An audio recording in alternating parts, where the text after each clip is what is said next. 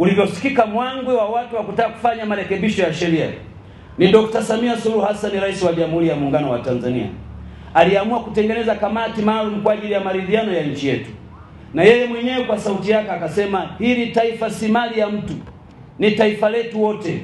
Tusikilizane, tutafute suluhu ya matatizo tulionayo. Matatizo yaliyo kwenye sheria tuzirekebishe. Haikuishia hapo, sheria ikaletwa bungeni. Mheshimiwa Spika akiwa Dr. Tulia Ackson, tukafanya marekebisho ya sheria kuitikia mwangwi wa yale yaliyosemwa kwa watu. Hata leo Dr. Samia Suluhu Hassan milango yake iko wazi kwa mtu yoyote anayetaka kutoa maoni yake kwa ajili ya kuipeleka nchi yetu mbele. Nachotaka kuwaomba viongozi wa dini na baba askofu mpya na baba askofu mkuu, tuendelee kuiombea nchi yetu. Wakati wote tuhubiri umoja, mshikamano miongoni mwetu ili tujenge taifa lenye amani. Ndugu zangu, ni mahali ambako hakuna amani, hata mahubiri hayawezi kufanyika kwa sababu watu wanatafuta mahali pa kujificha. Leo tuko hapa wote wenye furaha. Umekaa hapa unaacha simu yako, wala humwangalia aliye kushoto na kulia kwako. Kwa sababu gani? Kwa sababu waasisi wetu na viongozi wetu wa dini wamehubiri amani wakati wote. Tuikumbatie amani hii, tuilee, tuitunze, ili watoto wa watoto wetu wakute taifa ambalo lina amani na utulivu. Na Kanisa Anglican ni kielelezo cha kuhubiri amani.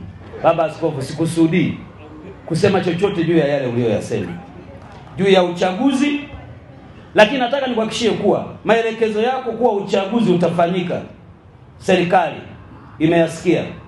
Na kwa kweli sikumbuki kama kuna mpango wote wa kuahirisha uchaguzi. Uchaguzi utafanyika. Tuombe Mungu uchaguzi ufanyike kwa huru na haki kama ambavyo katiba yetu inataka. Uchaguzi ni tukio na jambo la kikatiba.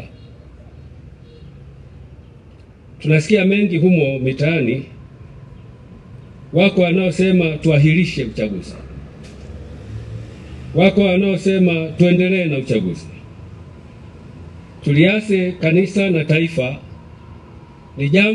tutafanya jambo baya kabisa kama tutafika mahali na kufanya maamuzi ya kusema tunaahirisha uchaguzi. Tutaingia kwenye mgogoro mbaya wa kikatiba na hatimaye tutajikuta kwenye mashinikizo yasiyo na sababu. Machangamoto yanayotokea kwenye mambo na mwendo ni sehemu ya maisha, yanapaswa kufanyiwa kazi. Kwa kuwa Mheshimiwa Spika uko hapa, Mheshimiwa Naibu Waziri Mkuu uko hapa, tuiombe sana jamii ya Tanzania kupitia ninyi na taifa zima, tusiahirishe uchaguzi.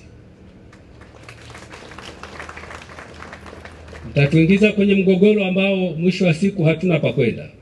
Nchi tuliopewa na Edeni, tuliopewa na Mungu ni hii. Kwa kama ziko changamoto, tuombe mkae mzitengeneze. Uchaguzi ni sehemu ya mchakato wa maisha. Usitufanye tuone kana kwamba ndio mwisho wa maisha. Kuna maisha baada ya uchaguzi. Kwa hebu epusheni lugha za matusi, lugha za kejeli na kutupiana maneno magumu. Mna watoto na wengine wetu nyinyi ni waumini wetu. Sasa mwatupiana maneno afu mkija hapa mwataka tuwashirikishe. Tuwashirikishaje sasa? Kwa hiyo niwaombe mpunguze maneno makali. Uchaguzi usitutenganishe, utuunganishe.